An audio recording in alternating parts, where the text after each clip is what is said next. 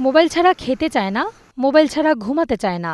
নিজ সন্তানকে নিয়ে অভিভাবকদের মুখে এমন কথা শোনা যায় নিয়মিত। দিন দিন আশঙ্কাজনক হারে বাড়ছে শিশুদের স্মার্টফোন ব্যবহার। প্রযুক্তির সহজলভ্যতার কারণে নানা আপত্তিকর সাইটে ঝুঁকে পড়ছে শিশুরা। ফেসবুক, ইউটিউবে আসছে অ্যাডাল্ট ভিডিও, যা পরবর্তী প্রজন্মের সুস্থ জীবনধারার ওপর নেতিবাচক প্রভাব ফেলছে।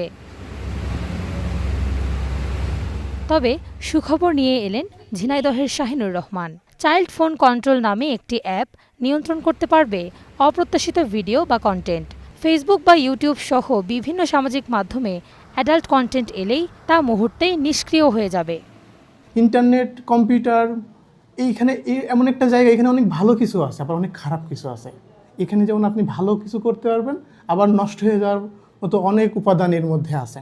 2 থেকে 2.5 বছর বয়স থেকে স্মার্টফোন দেখা শুরু হয়ে যায়, কিন্তু যে সমস্ত কন্টেন্ট দেখা শুরু করতেছে যেটা একেবারেই বাচ্চাদের জন্য না। তখন আমার মনে হলো যে না, আমাকে এমন একটা কিছু করতে হবে যেন সে মোবাইলে চাইলেও যেন খারাপটা না দেখতে পারে, খারাপ কাজটা না করতে পারে, অপ্রয়োজনীয় ফোন ব্যবহার না করতে পারে। তো এটা থেকেই চিন্তা। ঝিনাইদহের হরিণাকুণ্ড উপজেলার ফুলবাড়িয়া বাজারে ছোট্ট একটি অফিসে বসে এই অ্যান্ড্রয়েড অ্যাপ তৈরি করেন শাহিন। শিশুদের সার্চ করা সাইট, ভিডিও, কন্টেন্ট সবই নজরদারি করা যাবে এই অ্যাপের মাধ্যমে। যে কোনো অ্যান্ড্রয়েড মোবাইলে এই অ্যাপসটি সফলভাবে কাজ করতে পারে। একজন অভিভাবক হিসেবে প্লাস একজন টিচার হিসেবে আমি বলবো যে এটা অবশ্যই একটা উপকারী অ্যাপস, এবং বাচ্চাদের জন্য মানে একটা বাচ্চাকে নিয়ন্ত্রণ রাখতে গেলে একটা বাবা মা বা একজন অভিভাবক সেটা অনেক সময় পেরে ওঠে না, হ্যাঁ, তা কথা শোনে না। কিন্তু এটা আছে একটা টেকনিক অবলম্বন করা, উভয় যে মোবাইল, অতিরিক্ত মোবাইল দেখার থেকে ওকে আমি দূরে রাখতে পারবো, আমার কাছে মনে হয়েছে এটা। শাহিনের এমন উদ্ভাবনী অ্যাপসের খবর ছড়িয়েছে আশেপাশের এলাকায়। শিক্ষার্থীদের মোবাইল ফোন আসক্তি কমাতে শাহিনের অ্যাপসটি বেশ সহায়ক বলে মনে করছেন নানা শ্রেণী পেশার মানুষ।